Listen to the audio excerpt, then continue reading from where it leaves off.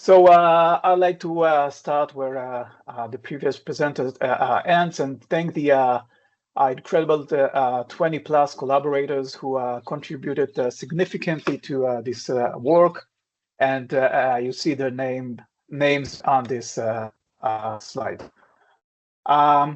So we are talking here about Crohn's disease and ulcerative colitis, which are inflammatory bowel diseases. These conditions are significantly impacting the quality of life of patients and families, and overall, their incidence rates are consistently increasing globally. There have been multiple IBD population-based studies, but when you look at these studies, they typically focused on a small number of data sources, typically from a limited geographical area. They implemented diverse algorithms to identify patient cohorts and extracted different set of attributes. So when you try to combine the findings of these studies together, it becomes challenging. So we set out to conduct an open Odyssey network study that characterizes IBD trajectories in many databases across different geographies, and using a unified, as we do, unified cohort and feature definitions.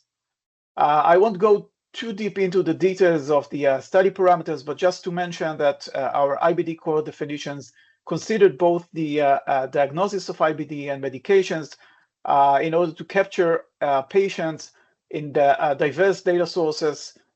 Some tend to record chronic conditions only a small number of times, and others that keep recording diagnosis again and again, but potentially the first times this specific condition appear may be just indicating a suspicion, but not really a disease, and that we focused on incident cohorts and require that individuals would have a minimum observation time of 1 year before the first indication of IBD. We extracted a set of Odyssey predefined features and added to that a large set of IBD-specific attributes spanning different dimensions of the disease trajectory. We analyzed the target cohort as well as the subgrouped strata of these cohorts. And overall, we computed the prevalence of thousands of different attributes across multiple baseline and follow-up time windows for different patient strata.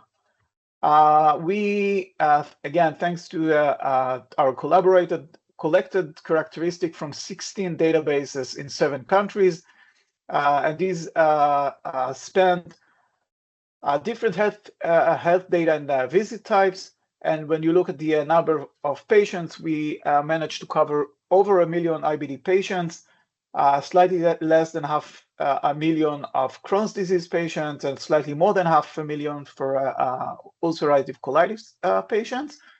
And I'll just briefly touch on a few findings from this very large data that we extracted. So first is the one that you see here.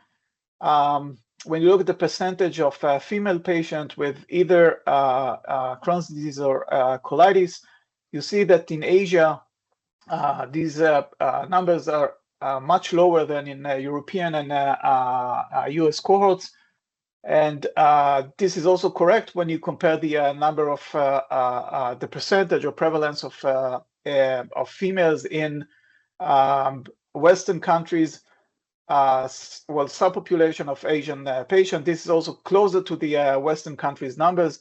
And this finding was actually reported before, and its underlying cause is still unclear. A second demographic finding is that the average age at which Crohn's disease is diagnosed across populations and region is decreasing. And it is particularly correct in the European and US database, but in Japan, it's more or less stable. And again, a similar trend, but weaker, was reported for ulcerative colitis.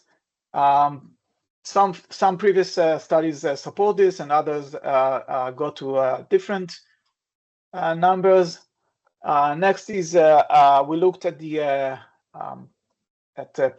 prevalence of symptoms prior to the first indication of IBD disease, and across many databases, there was increase over time in the proportion of patients receiving anxiety diagnosis for both Crohn's disease and ulcerative colitis, and same trend. We observed the same trend in depression, but less pronounced, and it was particularly correct in females compared to males. And finally, when you look at the surgical outcomes, at least at some of our data sets, we see uptick in the frequency of procedures, and this finding actually contrasts with several previous studies. And in the paper, we discuss potential explanations for this observation. Obviously, these results need to be taken carefully and interpreted in the context of the specific databases that they were extracted from. And perhaps another limitation is that we only extracted binary outcomes, and we focused on specific strata, but didn't extract cross strata statistics. This is something that may be interesting, but was left for future work. All the extracted statistics are actually available, as we usually do, online through the Odyssey data webpage, and the links are available here.